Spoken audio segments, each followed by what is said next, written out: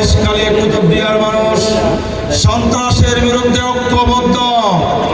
মহেশখালী কুতুবদিয়ার মানুষ শান্তির পক্ষে ঐক্যবদ্ধ।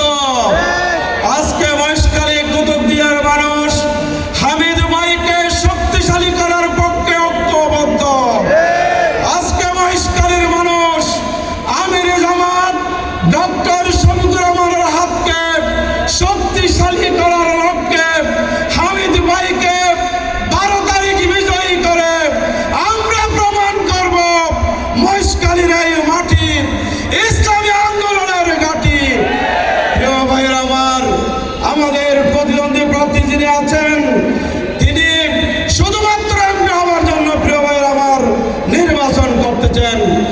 আর যদি হামিদুর রহমান আজাদ ভাই এমপি নির্বাচিত হয় আমরা একটি মন্ত্রী পাবো।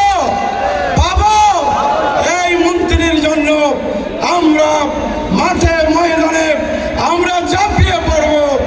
আগামী 12 তারিখ হামিদ ভাইকে জয়যুক্ত করে এই অশান্ত মহেশখালীকে আমরা শান্তিময় মহেশখালী গড়ে তুলব।